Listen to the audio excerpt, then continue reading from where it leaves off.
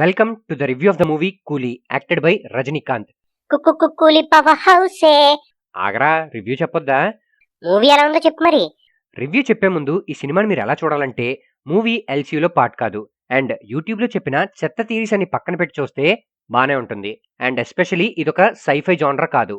అయితే ఇది పక్కా commercial elements ఉన్న మూవీ అంటావు. ఎస్, స్టోరీ బాగుంది, యాక్టర్స్ పర్ఫార్మెన్స్ బాగుంది, హీరోయిక్ మూమెంట్స్ ఉంటాయి, క్యామియోస్ అన్నీ వర్కౌట్ అవుతాయి, acting, direction, frame setting, music అన్నీ బాగున్నాయి. కానీ డిసప్పాయింటింగ్ విషయం ఏం లేదా?